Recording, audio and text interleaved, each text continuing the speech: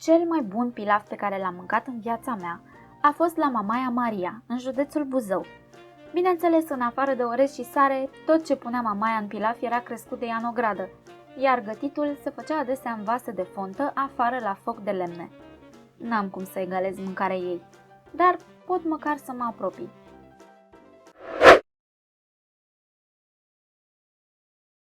Ingrediente: o ceașcă de orez cu bob lung, eu am folosit aici basmati, o ceapă medie, un morcov mediu, 3 cești de supă de pui din pasăre crescută la țară sau din pui crescut lent din comerț, o lingură zdravănă de grăsime de rață sau gâscă și sare.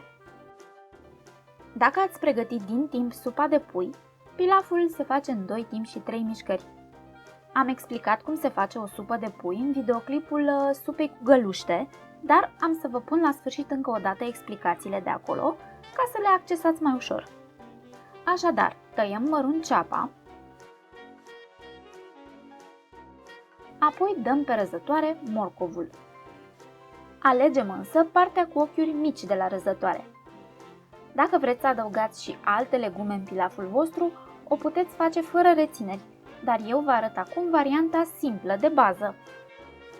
Un vas de fontă este foarte util pentru pilaf, pentru că reține bine căldura și o distribuie uniform, dar merg și alte vase, nu este nicio problemă. Încingem cu focul mediu. Adăugăm grăsimea de rață sau gâscă. Aceasta, dragii mei prieteni, împreună cu supa de pui, sunt ingredientele cheie pentru un pilaf gustos. Unde găsim o astfel de grăsime? Dacă nu avem disponibile păsări de curte de la care să o adunăm, se poate cumpăra ori bucăți întregi pe care le curățăm și le punem la foc mic într-o tigaie să se topească lent, ori o cumpărăm deja topită. Eu am luat ambele variante din același hipermarket. Adăugăm ceapa cât și morcovul ras în grăsimea încinsă și amestecăm de îndată. Dacă nu vrem să călim legumele, putem adăuga și puțină apă și astfel le înnăbușim. Este absolut alegerea voastră, dar trebuie să știți că și rezultatul va fi diferit.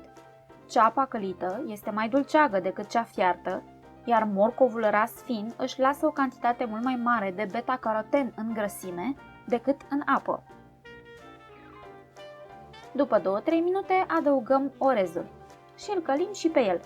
Încă 2 minute. Eu vreau ca pilaful meu să fie o idee cremos, de aceea nu-l spăl înainte ca să nu îndepărtez amidonul de pe el. Dar asta este preferința mea. Corect este să-l spălați în mai multe ape până îndepărtați tot amidonul, ca boabele de orez să fie perfect despărțite unele de altele. Adăugăm toată supa de pui odată. De obicei se folosesc 3 părți de lichid la o parte de orez. Pentru unele tipuri de orez este nevoie de 3,5 părți, mai rar de 4. Calitatea supei de pui este foarte importantă, dar veți vedea mai multe detalii la sfârșit despre asta. Amestecăm și punem capacul. Gătim jumătate din timpul de fierbere indicat pe pachetul de orez. Spre exemplu, pe pachetul meu scria 12 minute și eu am fiert 6. Oprim focul și lăsăm mâncarea să se odihnească cu capacul pus până ce toată supa este absorbită. La mine asta a durat 15 minute. Așa arată pilaful meu la final. Boabele de orez se disting fiecare în parte, dar în același timp este și o idee cremos. Acum se poate gusta și dacă este nevoie mai adăugăm sare. Dacă ați pus mai multă sare în supă, nu va mai fi nevoie. Servim împreună cu carne de pasăre gătită separat sau ca și garnitură la alte feluri cu carne. Gustul este incomparabil față de un pilaf făcut cu ulei în loc de grăsime de pasăre și apă în loc de supă.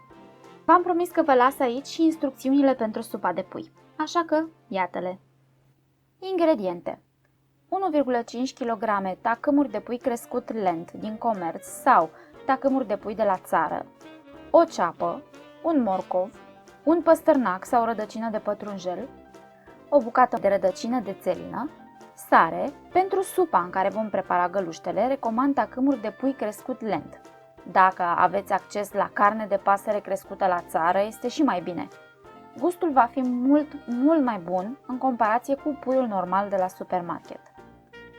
Peste aceste tacâmuri adăugăm o ceapă crestată în 4, o țelină mică tăiată în 2, a mea a fost congelată, de aceea are aspectul ăsta translucid, un morcov și o bucată de păstârnac sau rădăcină de pătrunjel.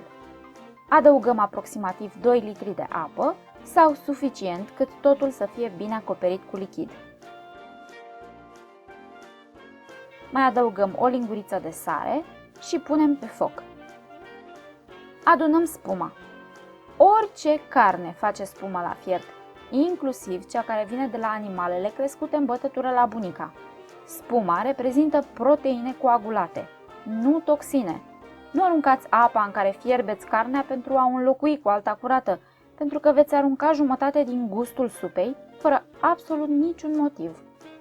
Dăm focul mic, altfel ne iese supa tulbure, și fierbem între 45 de minute și maxim o oră.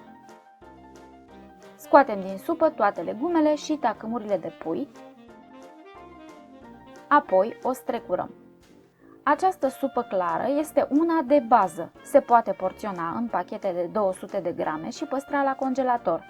Apoi o folosim ca adaos la sosuri și mâncăruri diverse. Dacă aveți timp, faceți așa, pentru că merită.